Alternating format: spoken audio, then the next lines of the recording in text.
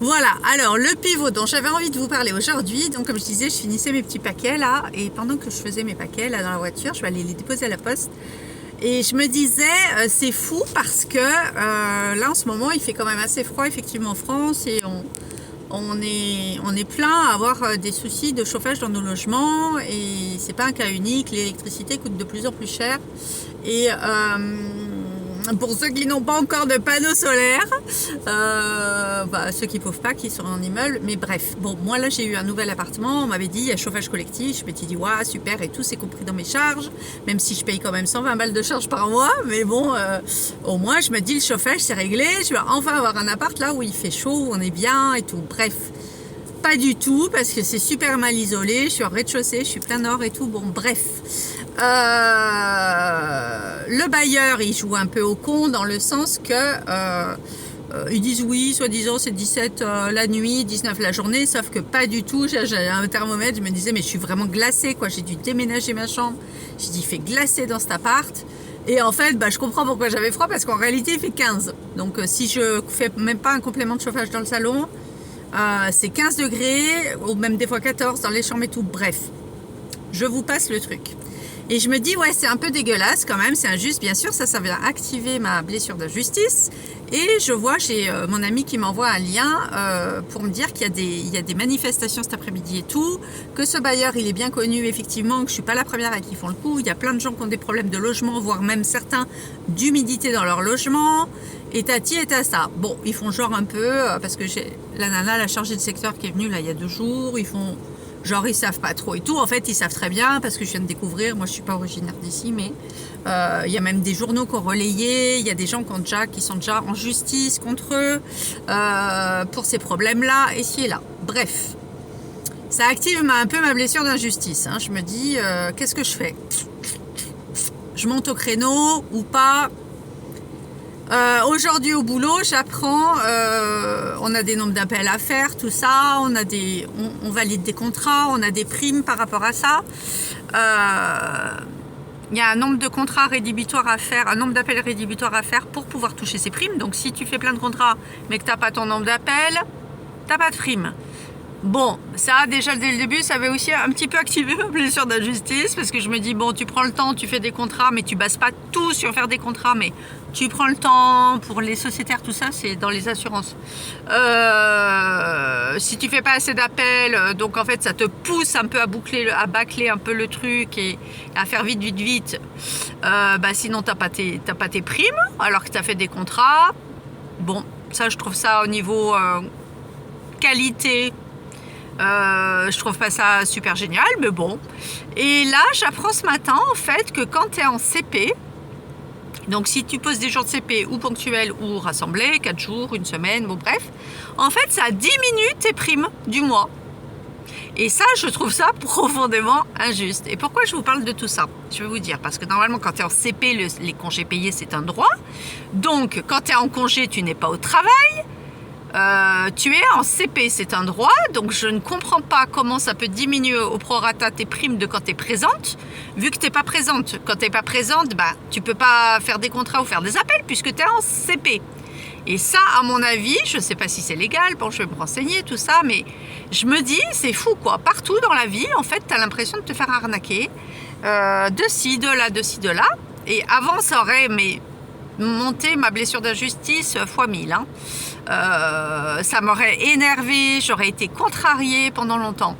De plus en plus, et c'est de là que je veux vous parler de ce pivot, de plus en plus je me dis, est-ce que ça vaut vraiment le coup que je mette toute mon énergie là-dedans, à me battre contre tout ça?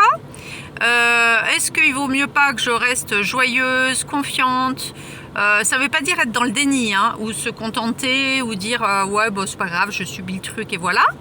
Non, mais d'être plutôt dans un pivot énergétique qui te dit bon, est-ce que ça vaut le coup mon énergie, que je me batte pour quelque chose que je pourrais pas forcément changer, ou alors ça pourrait peut-être prendre des années, parce que ce bailleur apparemment c'est pas nouveau, et la boîte là où je bosse, on est quand même des milliers de salariés, donc j'imagine il y a déjà des syndicats en place et tout, donc si jamais personne n'a jamais réussi à rien faire, bon, en même temps si tout le monde se disait ça, il n'y aurait jamais eu de progrès sociaux nulle part. il n'y aurait pas eu les congés payés, il n'y aurait pas eu tout plein de trucs, je suis d'accord. Mais est-ce que vraiment ça vaut le coup? Dans la mesure, je me dis des fois où je suis pas forcément sûre de rester ici, ni dans cet appart, ni dans cette boîte.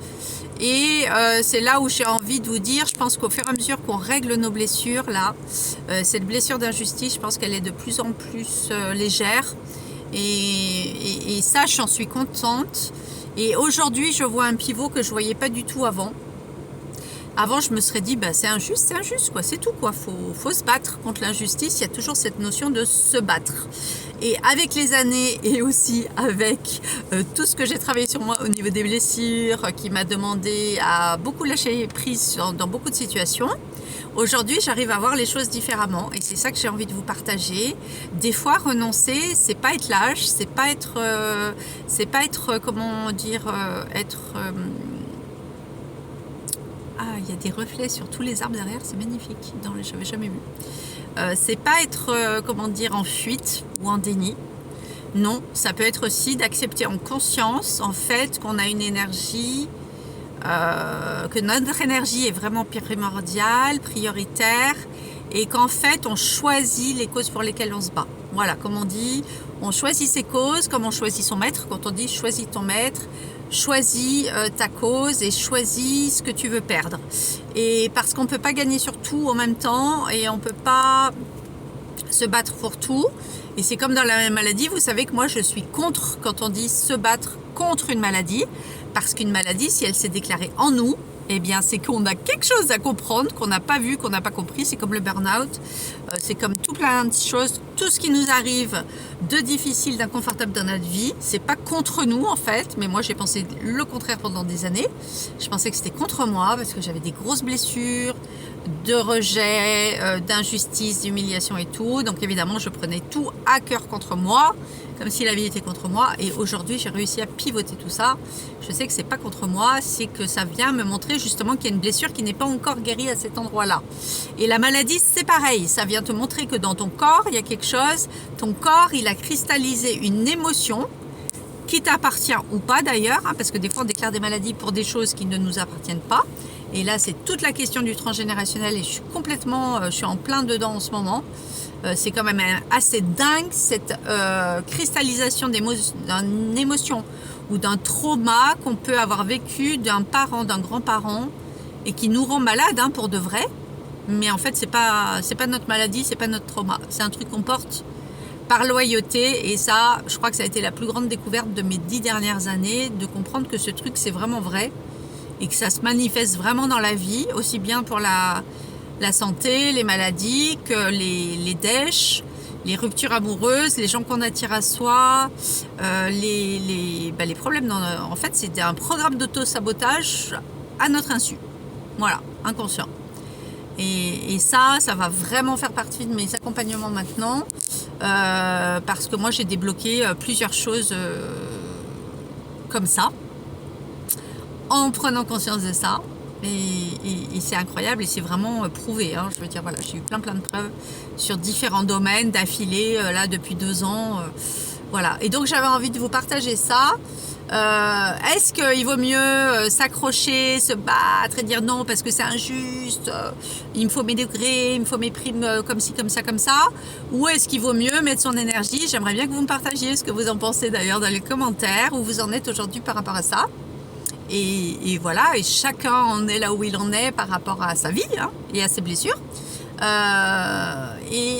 Où est-ce qu'on peut se dire non, mon énergie est précieuse et en fait, voilà, je peux aussi choisir plutôt de mettre mon énergie dans mon futur job et mon futur appart.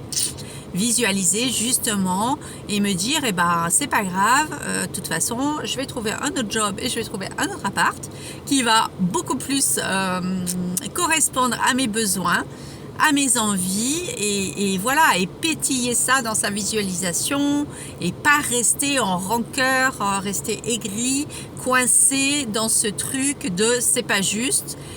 Et deuxième pivot que j'ai envie de vous montrer, c'est que parfois aussi on a notre ego qui vient nous manipuler et qui vient en fait appuyer sur cette blessure d'injustice. C'est là, il y a un doublon en fait à voir. Il y a la blessure elle-même d'injustice, ok, c'est vrai, c'est pas juste. Mais ensuite, il y a aussi l'ego qui vient appuyer parce que j'ai remarqué, et je vois ça aussi beaucoup en miroir chez d'autres personnes en ce moment, beaucoup. L'idée aussi, c'est qu'on veut avoir raison. On a raison. On veut avoir raison, donc parce que c'est pas juste, il n'y a pas de raison. Il n'y a pas de raison qu'on passe, il n'y a pas de raison qu'on dise rien, il n'y a pas de raison parce que des fois on s'éveille à des vérités intérieures et on considère que c'est pas juste, donc il faut le dire, puis c'est tout. Et puis il y a tout plein de personnes, j'ai remarqué à des moments donnés, et j'ai été confrontée à ça aussi l'année dernière, qui disent: je suis en train de m'affirmer, je suis dans une période d'affirmation de soi, de moi, et du coup, quand c'est pas juste, je le dis, ou quand ça me convient pas, ou quand ça correspond pas à mes vérités, et c'est ok, parce qu'on passe tous par là à un moment donné. Mais j'ai aussi remarqué que derrière ça, parce que du coup je suis aussi passée par là, des fois on a aussi notre ego qui nous manipule avec ça, et que en fait on a un besoin d'avoir raison, et parfois on ne se retire pas de projet, et on n'abandonne pas certains projets parce qu'en fait, on est manipulé par notre ego qui veut qu'on ait raison. Et comme on a raison, et c'est vrai qu'on a raison parfois, bien sûr, mais du coup, on ne veut pas lâcher l'affaire. Voilà, on ne veut pas lâcher l'affaire parce qu'on estime qu'on a raison. Et en fait, ça, c'est une belle connerie, c'est du bullshit. Et ça, j'avais envie de vous le partager parce que c'est juste un auto-sabotage de notre ego et de notre mental. Voilà, et qui va nous faire rester dans une situation qui est coincée ou qui est pourrie, où en fait, il n'y a pas besoin d'avoir raison ou pas, ou ci ou là, on s'en fout, parce que en fait, c'est juste un auto-sabotage de soi-même, c'est un enfermement dans lequel on se met tout seul, comme un grand, et dans lequel on reste soi-même consciemment comme un grand, coincé dedans. C'est comme les gens qui ont des relations qui ne marchent plus, mais ils ont tellement investi pendant 3 mois, 6 mois, 3 ans, 6 ans dans cette relation, que même si aujourd'hui elle est pourrie, et même si aujourd'hui il n'y a rien qui fonctionne, et qu'en fait, n'importe quel bon sens dirait, mais casse-toi, et en fait, fais autre chose, tu vas tellement retrouver une relation, mais 1000 fois mieux, qui te convient mieux, à tes besoins, où tu vas être en paix, aligné, tati tata, mais vraiment... non, les gens, ils préfèrent rester, quand je dis les gens, c'est moi, je l'ai fait 1000 fois, préfèrent rester dans ce truc pourri, parce que il a raison, et aussi parce que, il n'y a pas de raison non plus, d'abandonner, on s'accroche, et c'est ça les résistances. Et ça, il faut souvent avoir un miroir, ou un thérapeute, ou quelqu'un en face de soi pour le voir, parce que tout seul, c'est assez difficile de le voir, parce que comme on a raison, on estime qu'on est dans notre bon droit et qu'on a raison de faire ça, et on est même carrément trop fier de faire ça. Hein. On est trop content de mettre de la résistance au changement et de voir, on n'a pas du tout envie de voir en fait. Hein. Là, il y a un gros truc où on se ment à soi-même là-dedans. Il y a du mensonge à soi-même et de l'autosabotage en fait qui sont liés. Et voilà, et on ne veut pas lâcher l'affaire parce qu'on estime qu'on a raison. Et j'aimerais bien savoir si ça vous parle, ou est-ce que là, quand je parle de ça, vous voyez des situations où vous vous êtes retrouvés dans ces cas-là, et carrément, est-ce que ça vous parle? Et avec le recul, qu'est-ce que vous vous dites?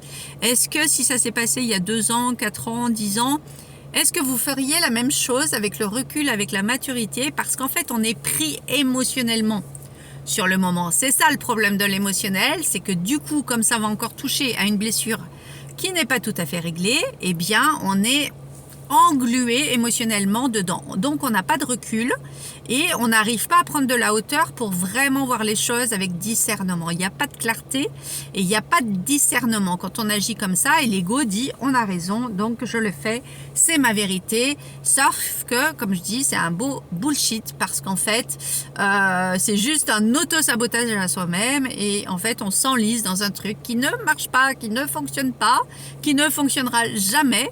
Voilà, et c'est juste que c'est pas qu'on n'a pas le courage de partir de le faire, c'est qu'on a notre ego, là, le mauvais ego, parce que l'ego c'est bien aussi, ça protège, mais là c'est notre mauvais ego qui bloque le truc et qui ne veut pas, qui ne nous aide pas du tout en fait à lâcher prise et à être dans le mouvement, dans la fluidité, de se dire qu'il y a autre chose. qu'autre chose est possible et qu'en fait il nous maintient dans la résistance. Voilà, donc partagez-moi sur ces deux pivots, j'avais à cœur de vous partager ça, c'est vraiment des choses qu'on voit dans les accompagnements ensemble d'ailleurs, et en fait ça change tout, parce que notre énergie, on n'en a qu'une. Notre vie, on n'en a qu'une. Le temps qui passe, chaque journée qui est passée, où on a mis notre énergie au mauvais endroit, dans la mauvaise direction, est passée. On ne peut pas la rattraper. Et en fin de compte, voilà quoi. C'est un peu dommage. Et je trouve que c'est important d'en avoir conscience. Je vous embrasse. Bon week-end.